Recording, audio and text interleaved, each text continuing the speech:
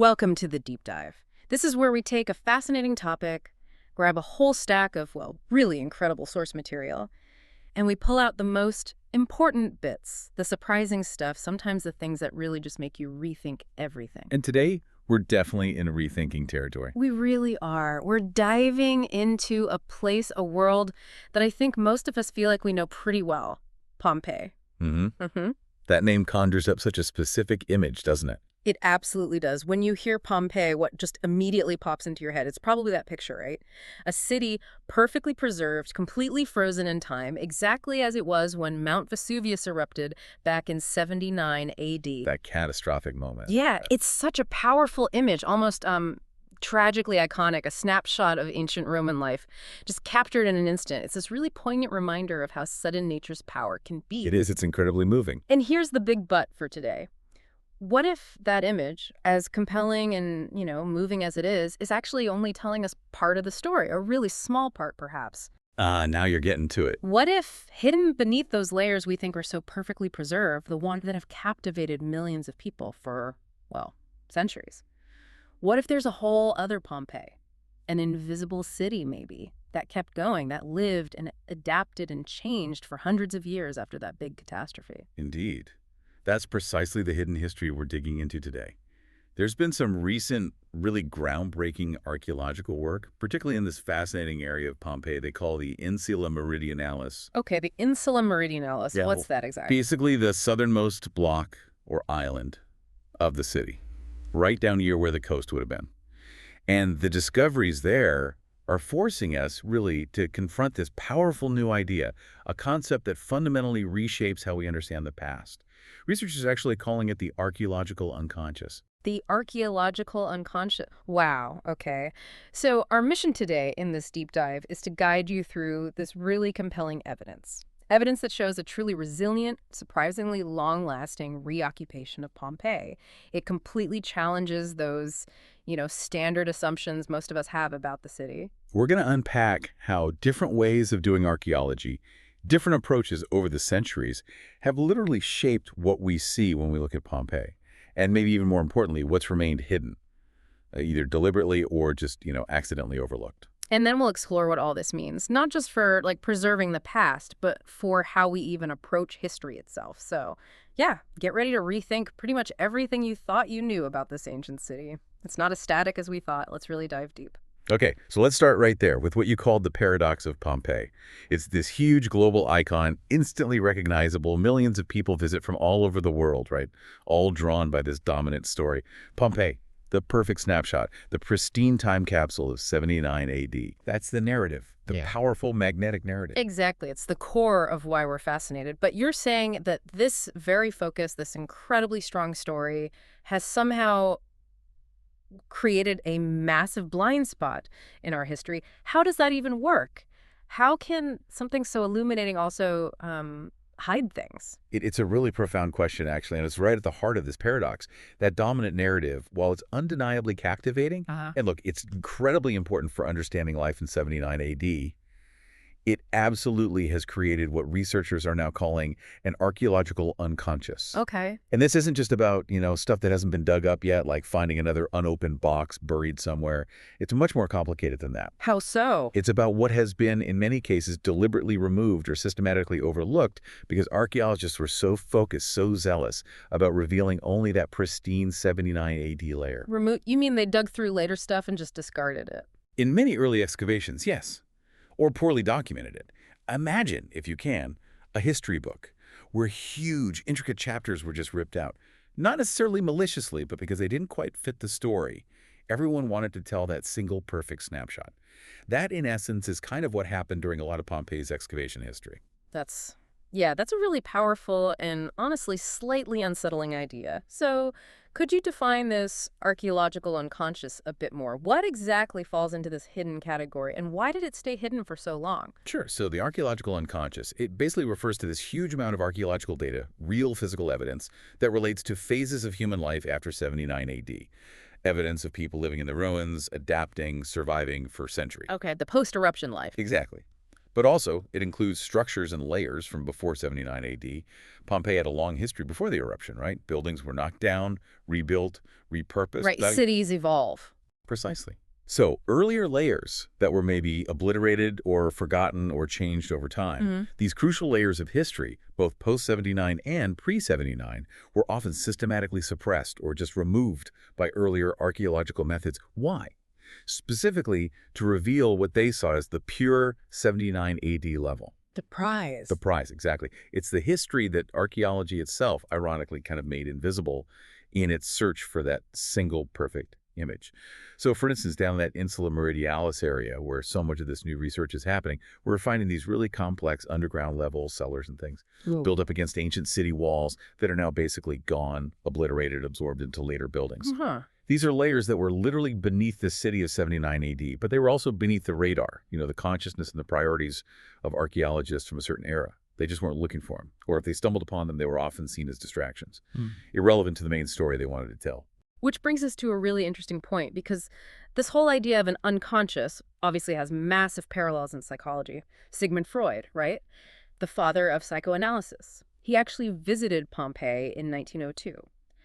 How did his thinking, especially his famous analogy comparing digging up Pompeii to psychoanalysis, how did that influence how people actually dug? Oh, it's a fascinating link. And it was incredibly influential, deeply so.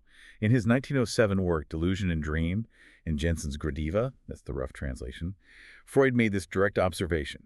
He basically said, look, for repression in the mind, where something psychic gets hidden but also preserved, there's really no better analogy than what happened to Pompeii, buried and then brought back to light by the spade. Wow, direct comparison. A direct comparison. And this idea, which was born out of what you might call Enlightenment optimism, this strong belief that if you just apply rigorous scientific method, you can reveal everything, understand it all completely. Well, that profoundly shaped archaeological methods, especially at a place like Pompeii, which was already iconic. So the belief was total revelation.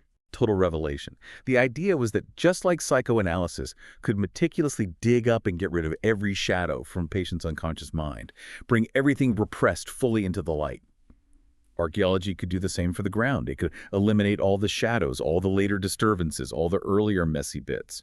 The ultimate goal became exposing the city of 79 AD in its entirety, perfectly preserved, like a crystal clear photograph. It was this quest for total clarity, complete unblemished truth. Okay, but if I'm following you, the critical, maybe even tragic unintended consequence of this drive for total revelation was what you called this new removal or new repression. It sounds incredibly ironic. Trying to reveal everything actually ended up hiding more. Precisely. That's a perfect way to put it. This intense focus on the 79 AD layer, this obsession with the single moment of catastrophe, it inadvertently led to a new kind of repression, but this time within the archaeological record itself. Well, any traces of life after the eruption, temporary shelters people built, structures they adapted, evidence of later activities, even just subtle changes made by survivors returning to the ruins, these were often systematically destroyed or just disregarded.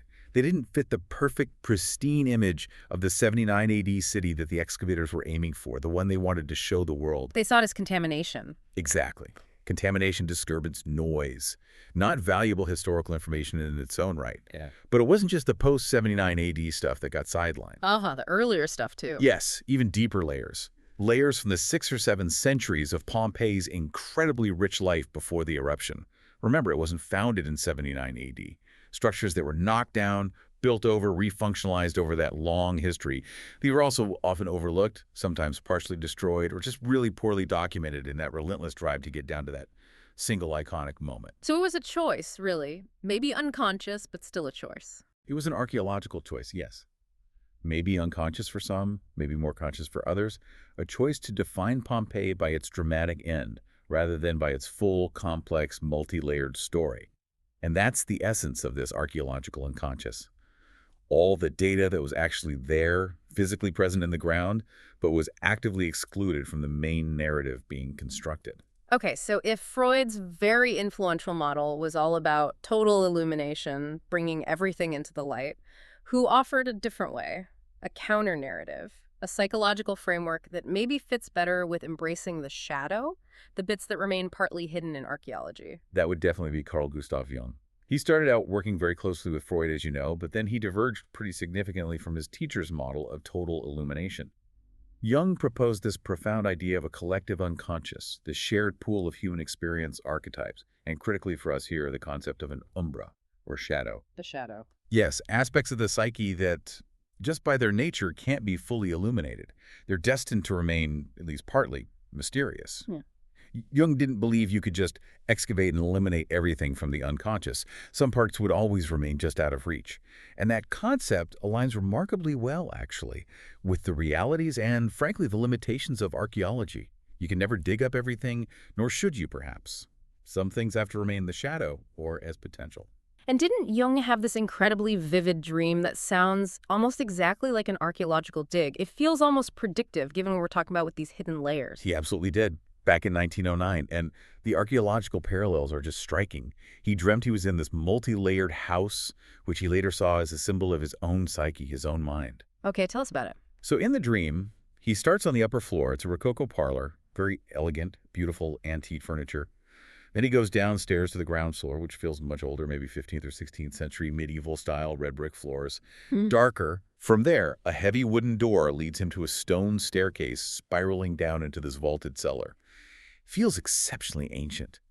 And as he's looking at the rough stone walls, he notices bits of Roman-era brick mixed in with the ordinary stone. Already getting deeper. Exactly. And then this is the amazing part in the dream. He pulls up a stone slab on the cellar floor and finds another narrow, rough staircase leading even deeper, down into this low, damp cave, seemingly dug right into the bedrock. And the floor of this cave is covered in thick dust, scattered with bones, fragments of really crude pottery remnants of some primitive culture, including 2 human skulls, ancient, half-crushed. Wow, that is incredibly layered. It's like peeling an onion.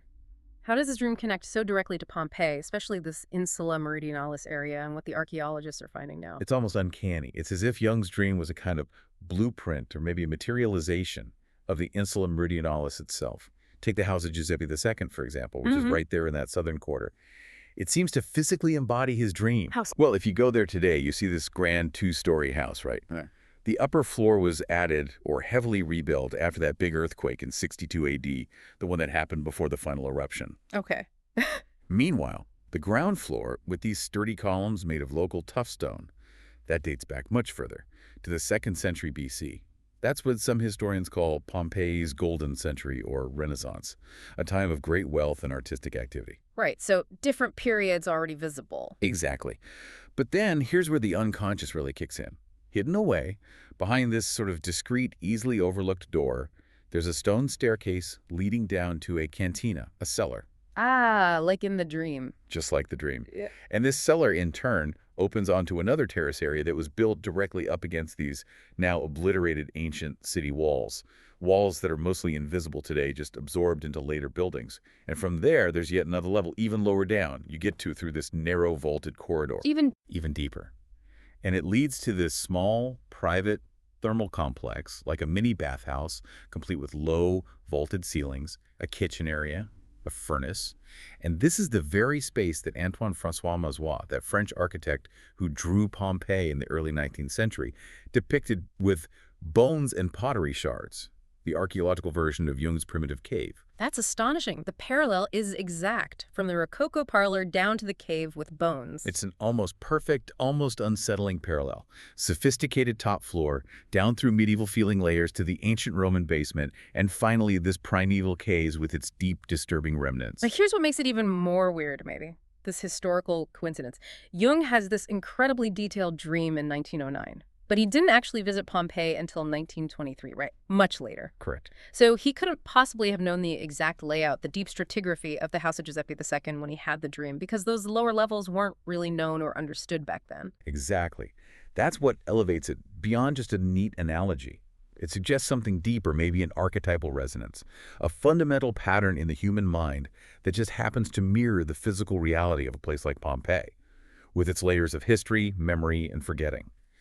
It's like the earth itself in its complexity and partial hiddenness was reflecting some deep human truth about memory, repression, what stays hidden. Wow. And speaking of what's seen and unseen and how things are brought to light, it's worth remembering that even early archaeology wasn't always this straightforward, objective process. There's this fascinating watercolor from around 1809, 1815, later published by Mazua himself. It shows Gioacchino Murad, who was king of Naples then and Queen Carolina, visiting what's labeled as the discovery of a skeleton in a bath workshop. Okay. Well, that workshop was actually in Environment 3 Mm. of the House of Giuseppe II, that same space with the furnace we just talked about. Yeah. The revealing part.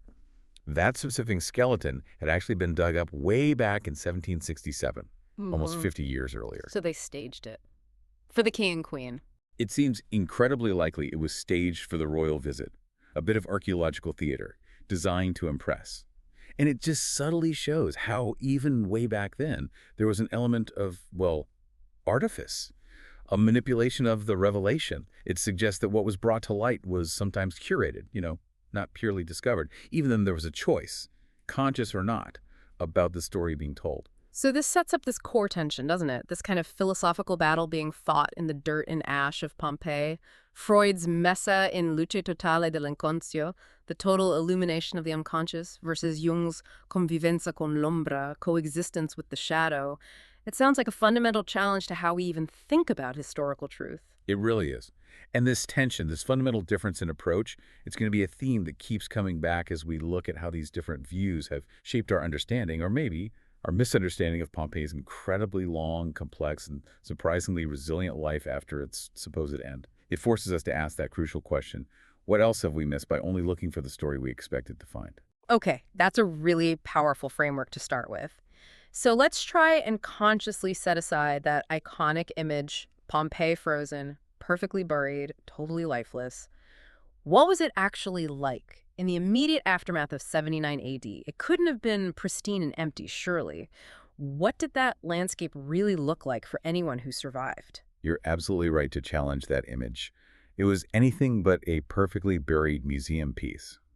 We really have to imagine a landscape where the upper floors of many houses, maybe even whole sections of buildings, were likely sticking out from these immense layers of ash and pumice. Sticking out, so not completely buried flat. Not everywhere, no. It would have formed this still recognizable, though utterly changed and, frankly, post-apocalyptic urban landscape. It wasn't a clean slate, not a completely flattened void.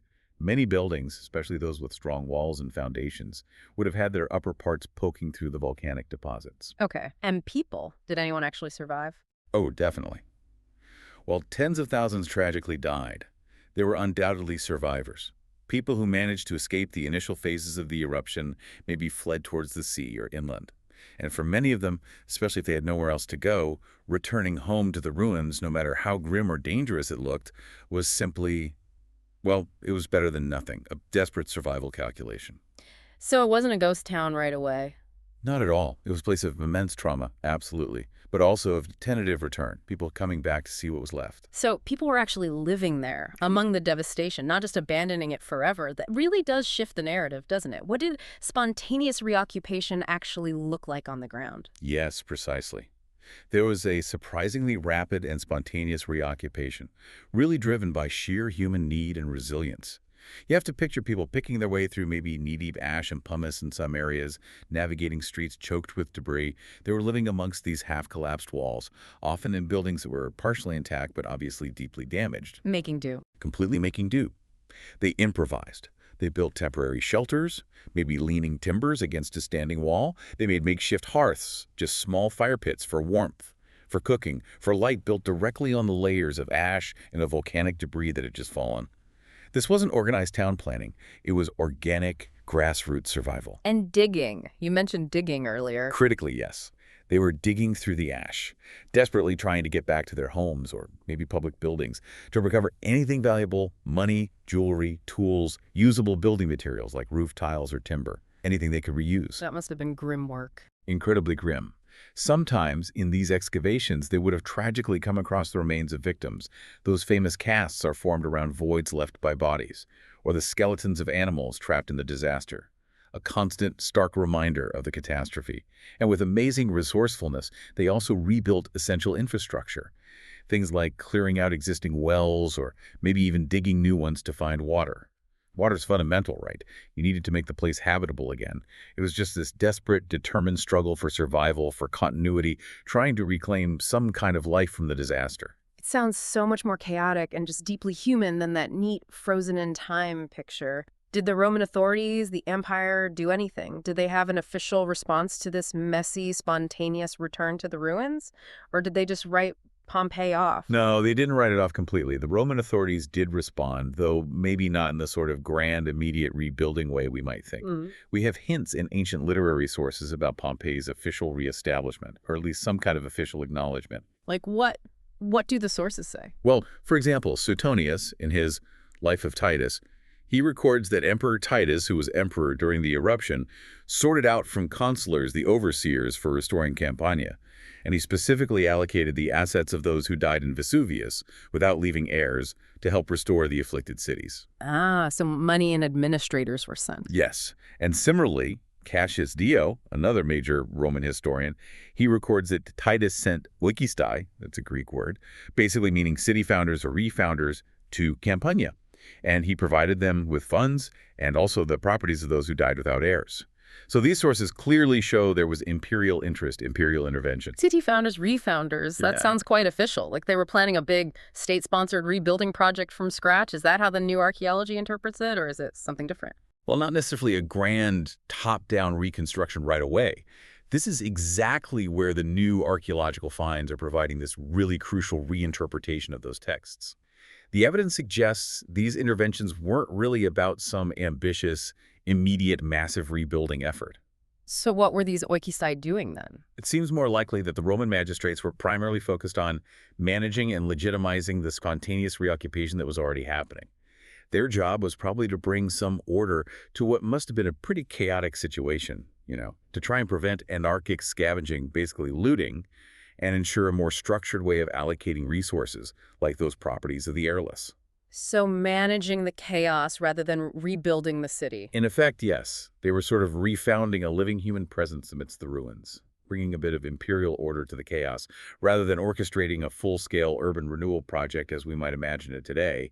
It was more about controlling and channeling that existing human drive to return and survive. Okay, so let's talk about these groundbreaking finds that are driving this new interpretation. You mentioned the Insula Meridionalis, specifically the Heraea complex, the big warehouses. And you said this area was only partially touched by that big Grande Progetto Pompeii restoration project between 2012 and 2023. That's right. Large parts of it were left relatively untouched by that major project, which means there was a lot remaining for more recent targeted investigation.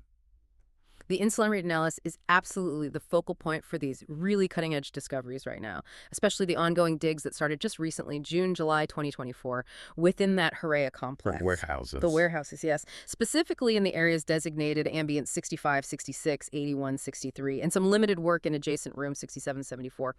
And these initial findings, they're incredibly revealing. They're giving us an unprecedented window into that first phase of reoccupation, dating pretty precisely from the late 1st century AD, so very soon after the eruption, right through to the early 3rd century AD.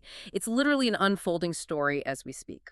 Okay, give us some of the really compelling details. What kind of stuff are you finding? Material culture that helps with the dating.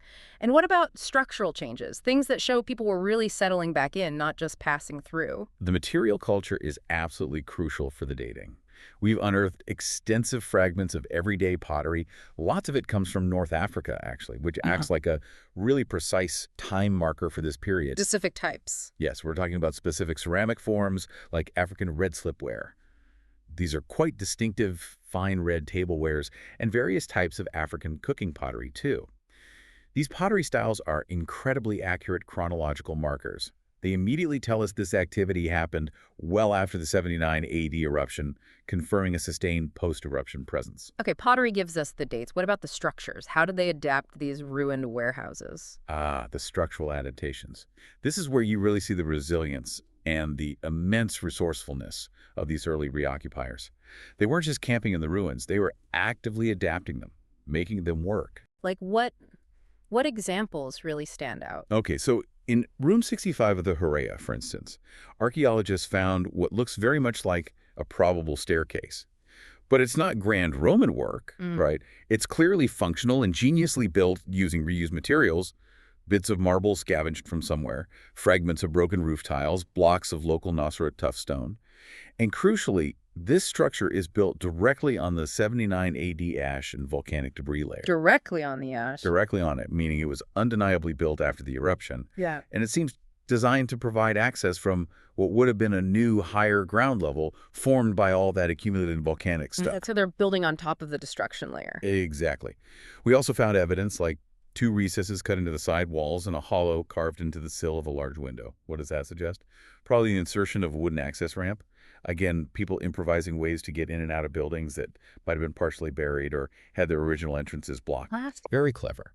And there were also distinct cuts in the floor look like post holes, suggesting maybe wooden fences or temporary enclosures, perhaps used to divide up the space, create private living areas or pens for animals within these larger ruined structures. Wow. And a rectangular opening, complete with a lodging for a door hinge, was found cut into the west wall of room 65. Again, showing new doorways were being created where original ones were unusable. And near the corridor entrance, there's a block of Nostra tuff just embedded in the volcanic debris. Maybe it was a base for the wooden ramp or some kind of sturdy support. Right. These aren't just random bits of rubble. These are deliberate, practical changes made for ongoing human life. This really does go way beyond just scavenging for immediate needs, doesn't it? It sounds much more like a settled existence, even if it was precarious.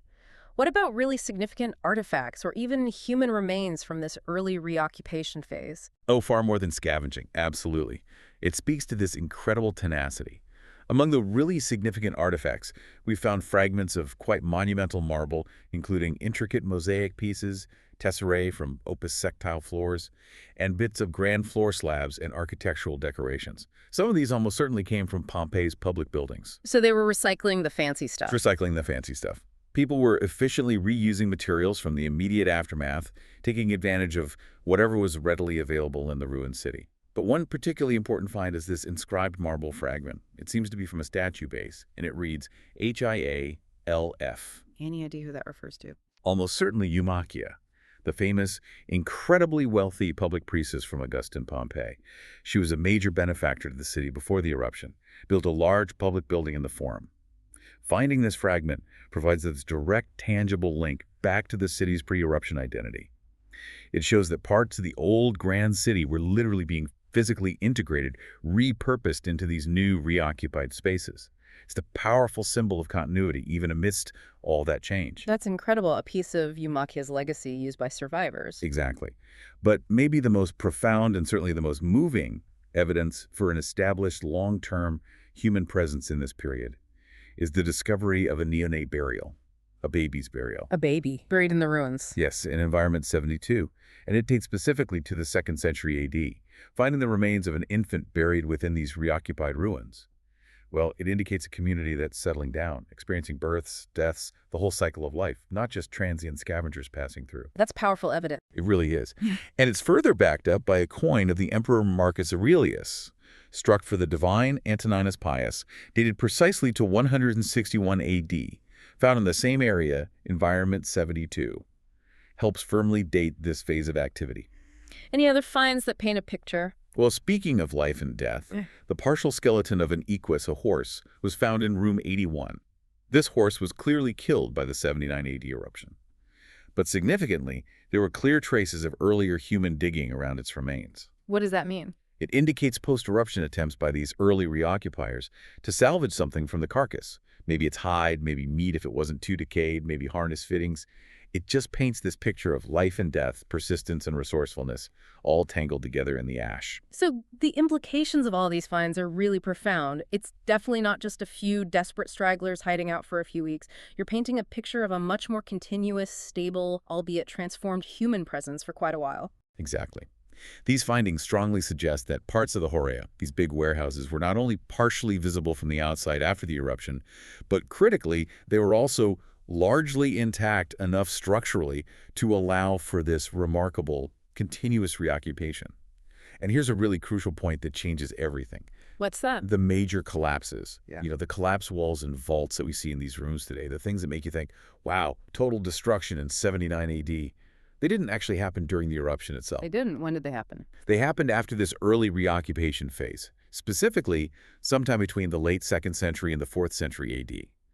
This implies there was a significant period of structural stability in these areas, maybe 150, 200 years or more, allowing for sustained human presence after the initial catastrophe, before later geological events eventually caused more destruction. It completely rewrites the idea of Pompeii just being frozen and then left forever. Okay, so that stability, that early reoccupation, that then leads us directly into this second and maybe even more substantial phase of life after death in Pompeii.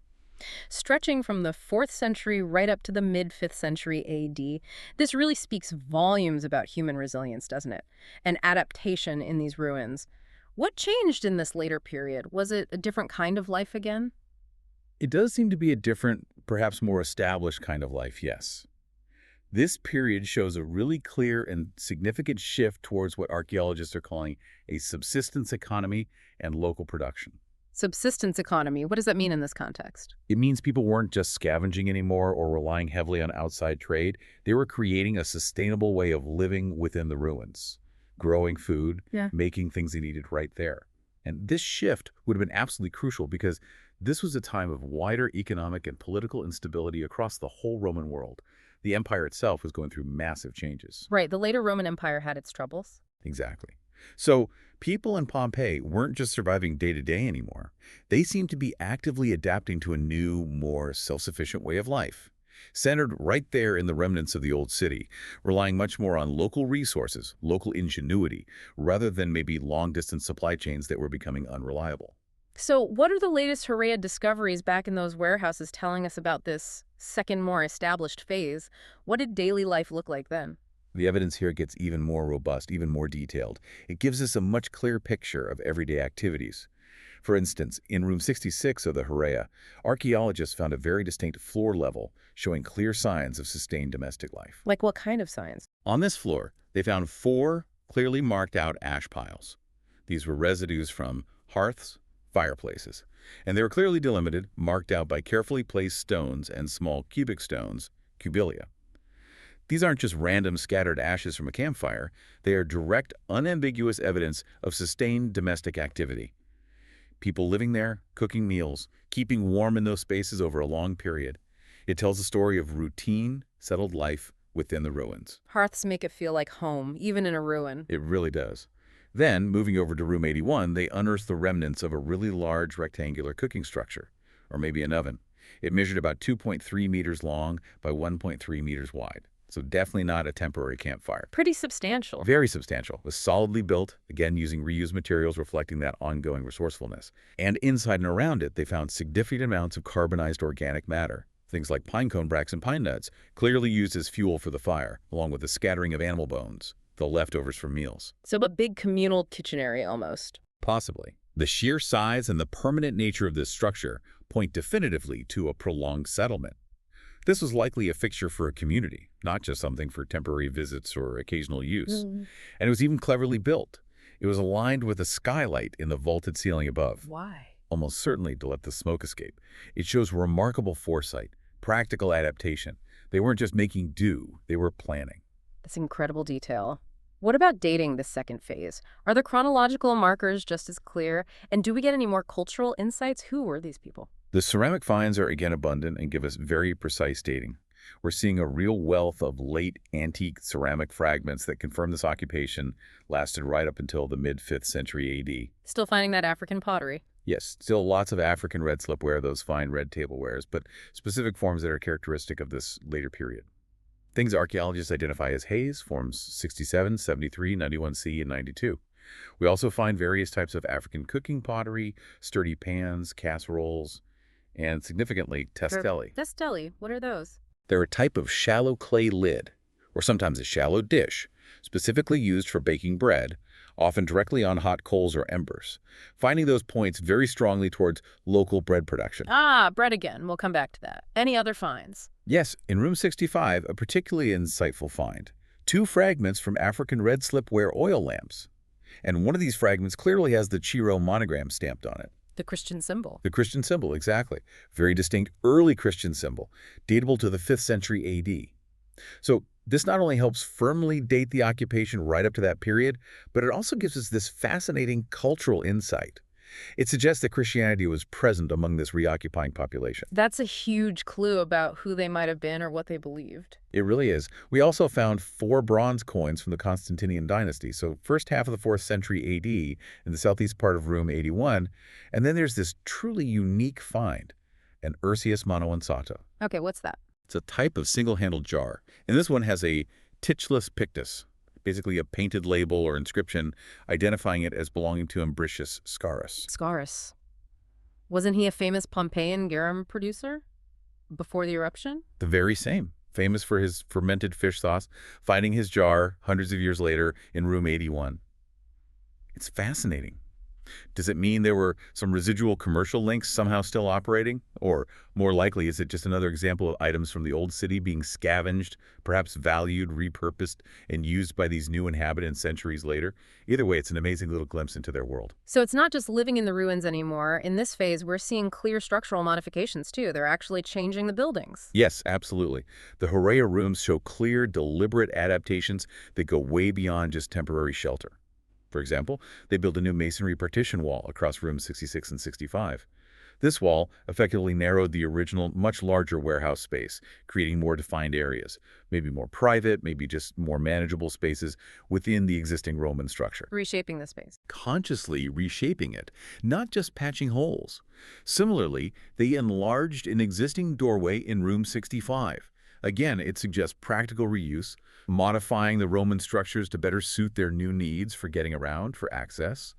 It really demonstrates a degree of permanence, of intention in how they were occupying the space. They were actively transforming it into something more suitable for prolonged domestic life. Okay, and this idea of local production, especially bread production, seems absolutely central to this later reoccupation. You also found another really significant site not far from the Horea, right, in the House of the Geometric Mosaics. What was found there that really hammers home this idea of a local subsistence economy? Yes, in room 3 of the House of the Geometric Mosaics, archaeologists made this truly remarkable discovery, a small but clearly domestic bread oven. Another oven. Another oven. And what's really ingenious and just highlights the incredible adaptive spirit of these people is its location.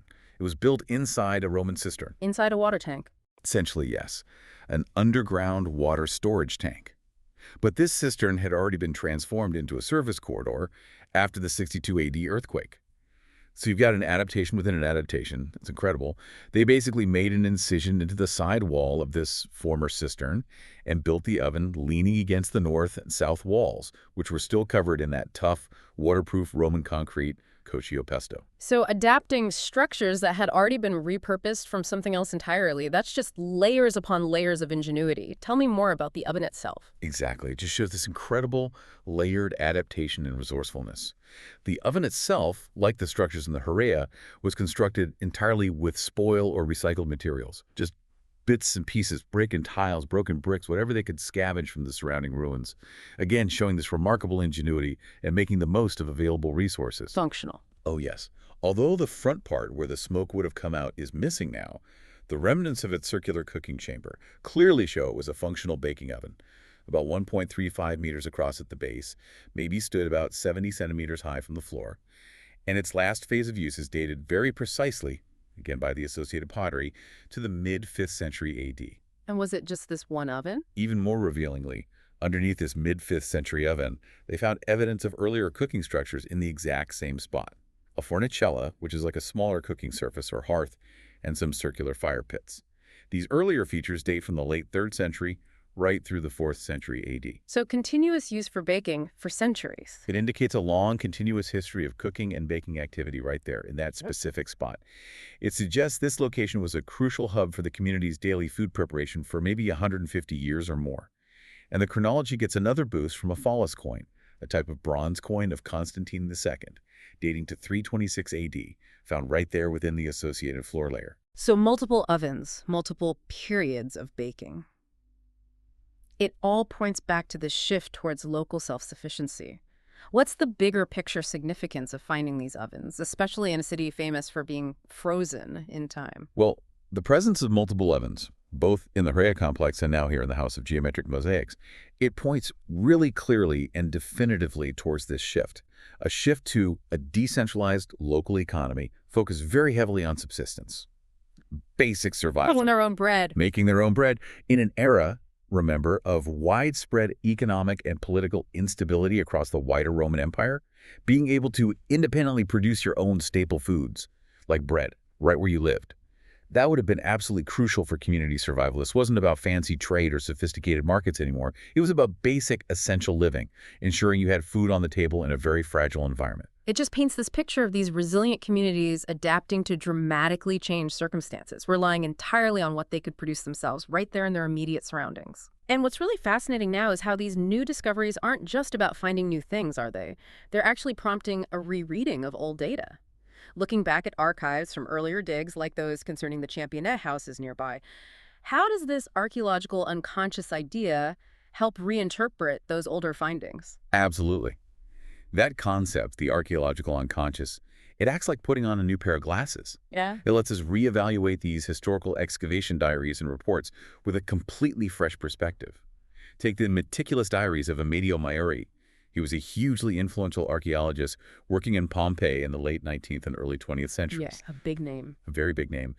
Well, in his diary entry from 1936, there's this detailed record of him discovering a very similar circular bread oven, found in room 35 of the House of Champion at the Rest.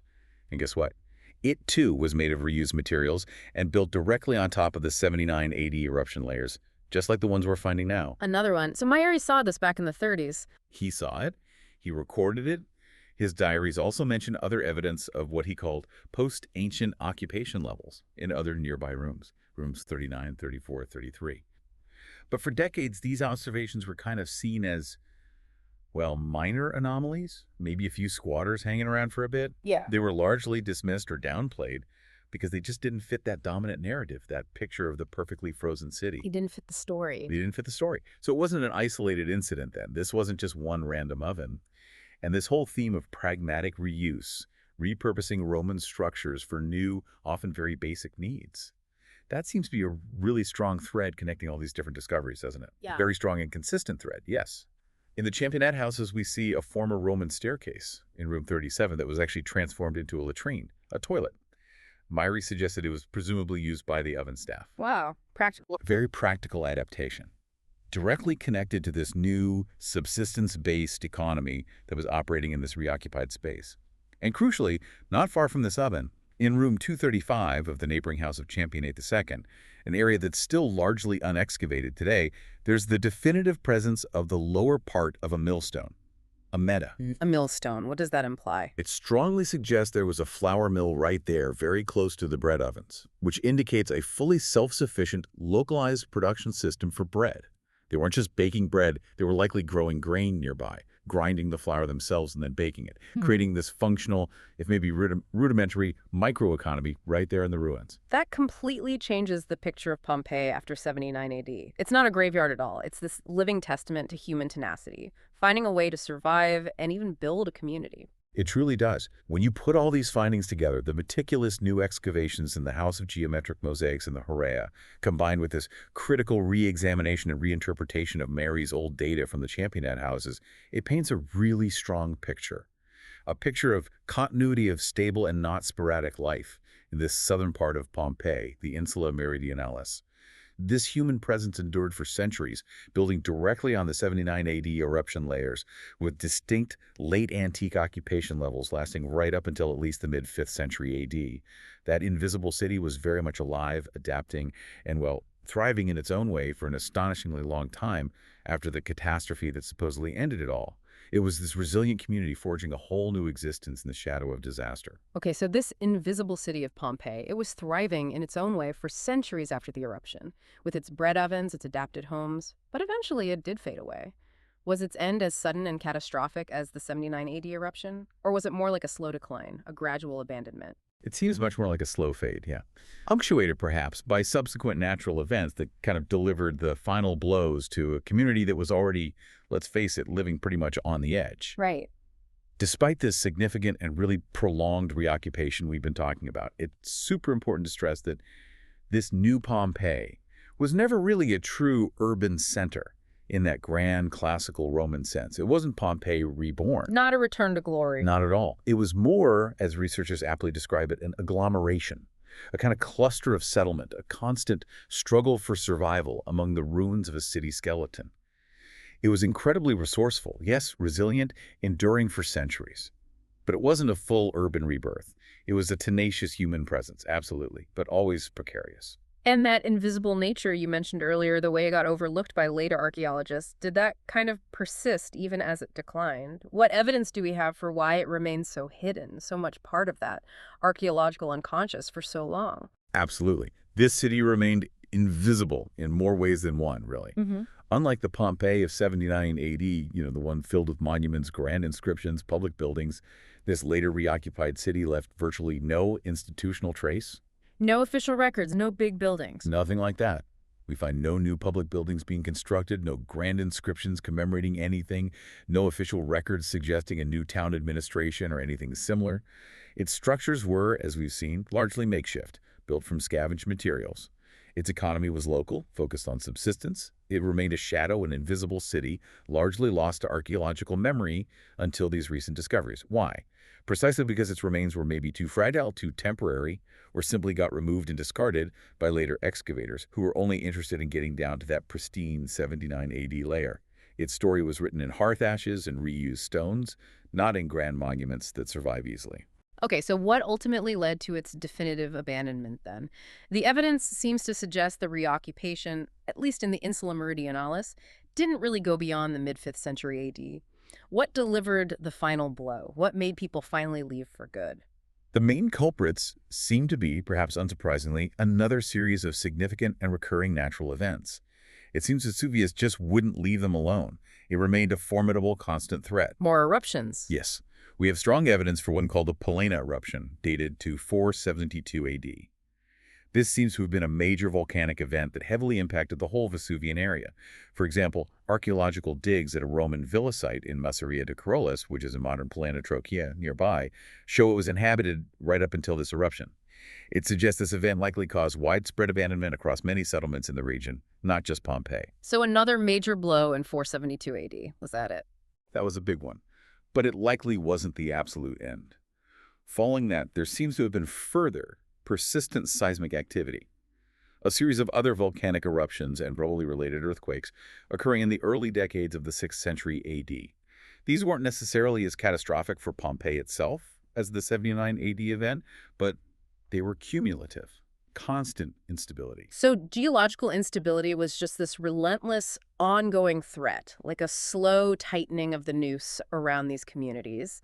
And this connects directly back to the archaeology, like in the Harea, doesn't it? Those collapses. It does, and it's a really crucial connection. Mm. Remember we discussed how those significant collapses we see in the area today, like that massive collapse vault in room 66, they happened after the late antique reoccupation, not during the 79 AD eruption. Right, they happen later. Well, those collapses are now firmly believed to be the direct result of these later seismic events. Those eruptions and earthquakes that repeatedly shook the region between the late 5th and early 6th centuries AD. Okay, so that's what finally brought the roofs down. It seems very likely. These recurring geological disturbances probably delivered the final, decisive blow to what was already a weak economy, an economy based entirely on subsistence living. They just made the existing ruins too unstable, too dangerous, and ultimately too difficult to keep repairing and maintaining a consistent presence in. The sheer effort and risk involved in rebuilding after every tremor or minor eruption probably just became untenable for these communities. It was more of a gradual attrition, a slow wearing down, not a single dramatic obliteration like in 79 AD. So this wasn't just an isolated Pompeii story then. It was part of a bigger picture, a broader regional context of abandonment and decline across the whole Vesuvian area around that time. Precisely. This decline wasn't unique to Pompeii itself. It was part of a much wider regional process of abandonment and shifting settlement patterns across the entire Vesuvian area during this really volatile period, geologically speaking. For example, the Carta del Potenziale Archeologico del Territorio Comunale di Pompeii. That's a comprehensive archaeological potential map published just last year, 2023. It meticulously lists 14 different sites out of 88 known sites in the area that show clear evidence of post-79 AD occupation. 14 other sites with similar stories. Showing similar patterns, yes. Other significant examples include quite a robust settlement found in Via Lepanto, right within the modern town of Pompeii, which seems to have been inhabited from the 3rd century right up to the late 5th century AD. Another example is a maritime villa down the coast in Torre del Greco, which saw a new phase of occupation between the late 2nd and early 3rd centuries AD. They all tell this consistent story.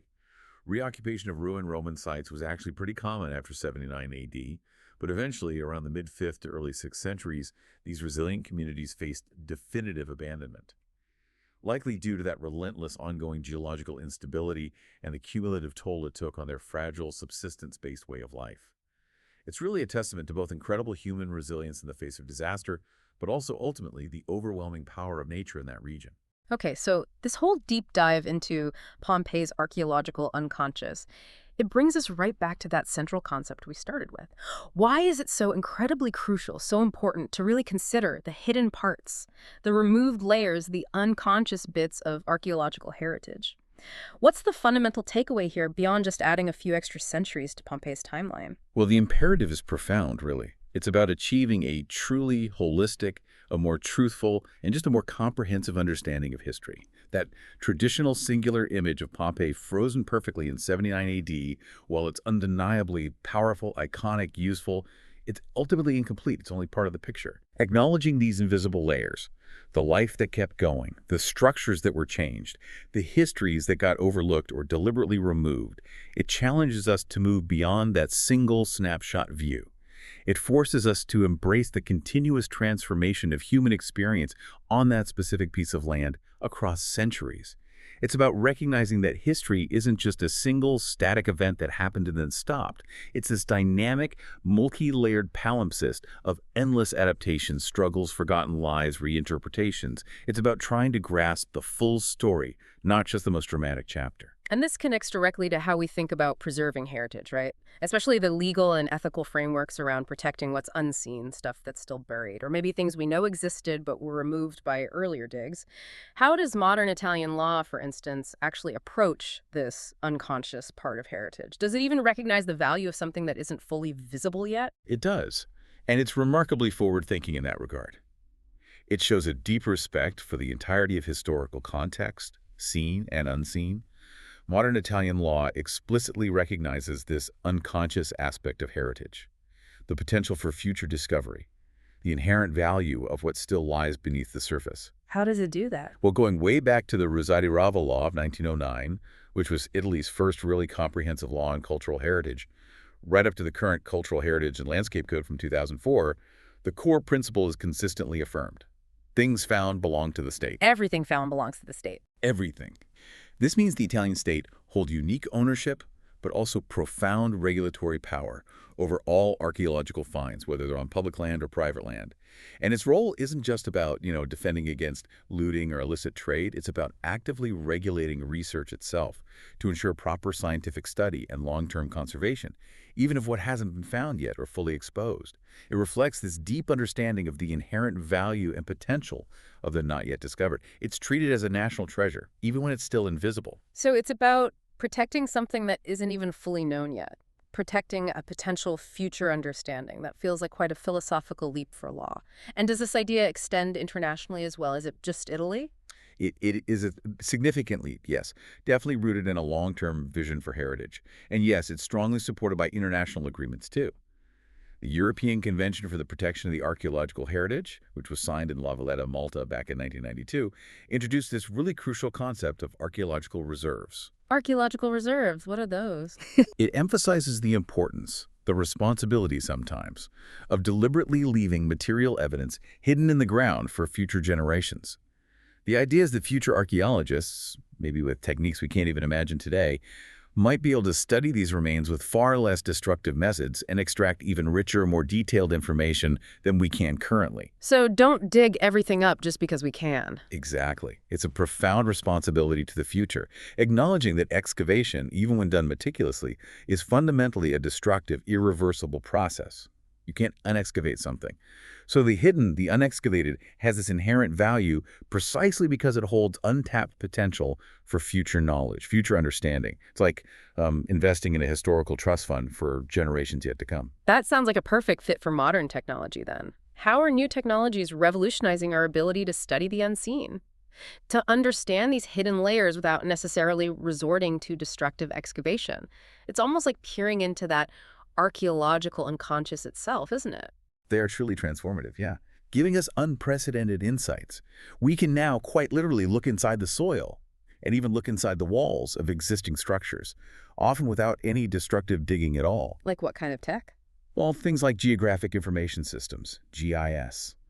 These allow us to create incredibly detailed digital maps that layer all sorts of different spatial data, old historical maps, modern survey data, results from geophysical surveys, find locations helping us build sophisticated hypotheses about ancient town layouts, where water channels might have run, the location of buried buildings, all without putting a shovel in the ground initially. And geophysics, that sounds like sci-fi. It does a bit. Geophysical prospecting techniques, using methods like ground-penetrating radar, GPR, or magnetometry, can reveal anomalies below the surface.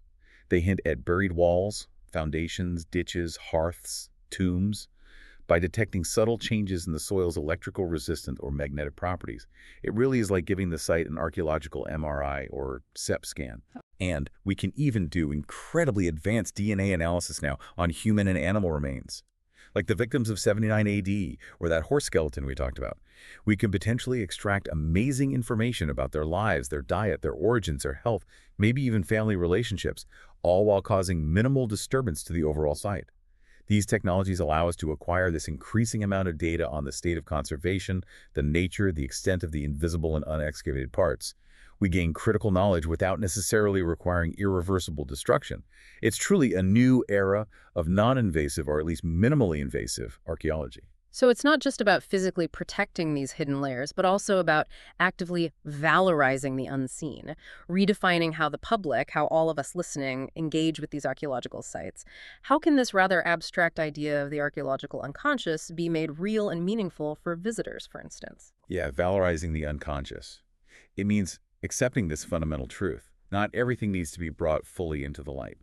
Not everything has to be completely excavated, perfectly restored, and put on display in a glass case. The hidden, the partially revealed, the ambiguous, the mysterious. These aspects have an inherent, often very powerful value in themselves. So how do you show that to people?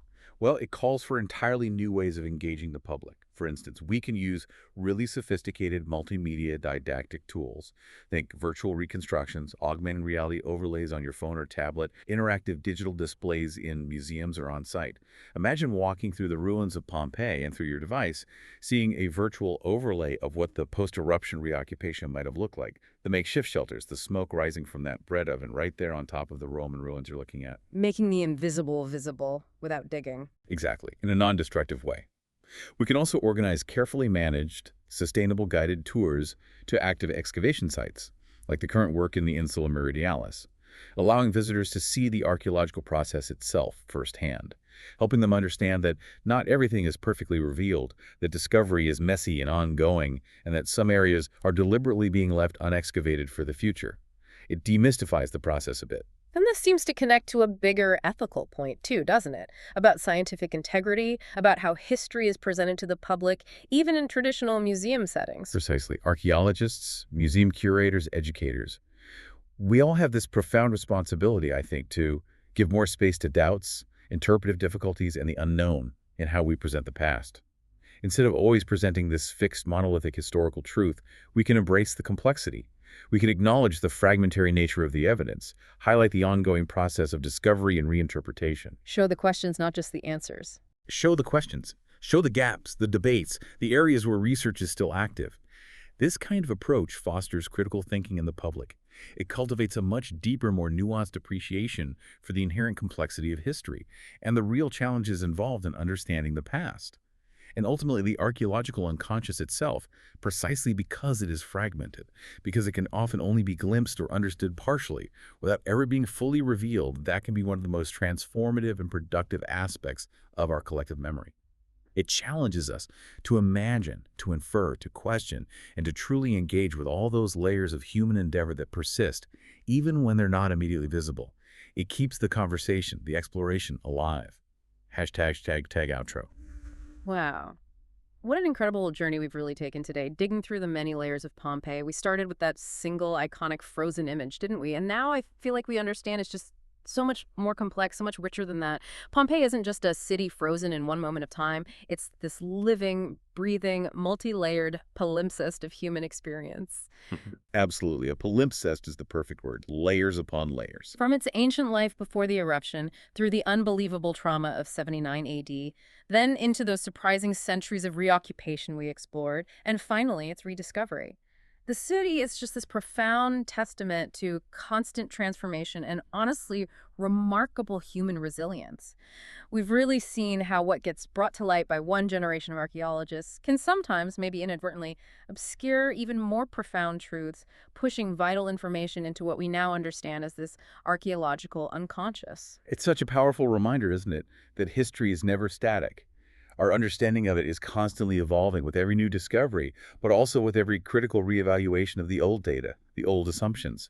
The story of Pompeii, especially this later story, demonstrates so clearly how even in the face of utter devastation, humanity finds a way to adapt, to rebuild, to persist, even if that persistence leaves only these faint, almost invisible traces on the landscape for us to find later. It really speaks to that enduring human spirit. It really does. So, this deep dive into Pompeii's archaeological unconscious, it kind of invites us all, doesn't it, to think about hidden layers not just in ancient ruins, but maybe in our own lives, in our communities, in our broader histories. What stories, what narratives have been inadvertently removed or just simply overlooked in our own understandings? What vital information might be lying just beneath the surface of what we think we know, waiting to be rediscovered or reevaluated or maybe just acknowledged without even needing to be fully uncovered? What might you, listening right now, uncover if you start looking at the shadows in your own well-trodden paths? The stories that might be hidden just beneath the surface of what you already know. Perhaps the most profound lesson from this invisible city is exactly that the unknown, the mysterious, the partially revealed. These aren't necessarily deficits in our understanding. They're actually some of the most fertile grounds for genuine discovery, for continued engagement with the past, and, well, maybe with ourselves, too. It's often right there, in those shadows, that the most interesting new insights emerge.